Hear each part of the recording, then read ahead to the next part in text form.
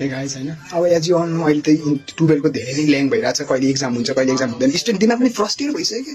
हिजो भर्खर प्रधानमन्त्रीको त्यही हो एउटा बोली बिक्नी भन्छ नि त्यही हो र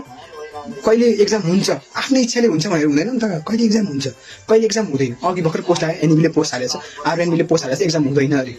यो के हुँदैछ अब के हामी सबै स्टुडेन्ट यातायातको त्यो जुन अहिले हामी कम्प्लेन गरेछ त्यो शिक्षक सबैजना रोड आएर मानिसहरू घेर्न पनि के हो यो सबै स्टुडेन्टको दिमाग पनि फ्रस्ट्रेट भइसक्यो एक्जाम हुन्छ हुँदैन I know we should prepare हामीले प्रिपेयर गरिरहेछौँ प्रिपेयर हामीले छोडेको छैन भोलि नै एक्जाम होइन या प्रिपेयर हुन्छ नि एटलिस्ट हाम्रो प्रिपेयर छौँ नि त हामी बट हुन्छ कि हुँदैन थाहा नै छैन सबैजना स्टुडेन्टहरू आएर के भेलापन 105 लाख स्टुडेन्ट आएर भेला हुनुपर्ने के हो यो प्रधानमन्त्रीले के गरेर आयो प्रधानमन्त्री भएको देश यस्तो हुन्छ उसको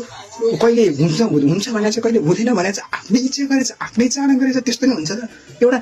हुन्छ नि सर्टेन एउटा फिक्स गर्नु पर्यो नि त कहिले हुन्छ एक्जाम सर्यो भने कहिले सर्छ सर्दैन भने कहिले सर्दैन कहिले एक्जाम सर्छ भनेको छ कहिले सर्दैन भनेको छ के हुँदैछ यो नेपालमा भनेको एक्जाम एटलिस्ट एक्जाम सर्छ सर्दैन एउटा फिक्स गर्नु पर्यो नि अब यत्रो 12 गते 11 गते किन तोके एक्जाम हुँदैन फिक्स हुँदैन भने अस्ति भर्खर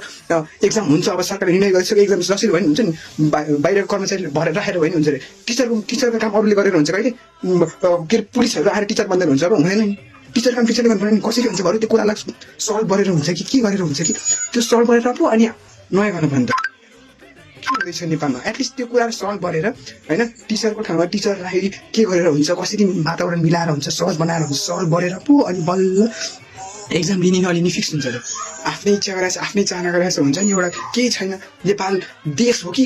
केमा बसिरहेको देश जस्तो पनि छैन एक्जाम हुन्छ भोलि 2 दिन एक दिन पछि एक्जाम छैन फिक्स छैन के हुने के कसो हुने नेपाली रहँदैन जस्तो लागिरहेको छ अब आउँदा जनताले पेलिन्छ जस्तो छैन अब सब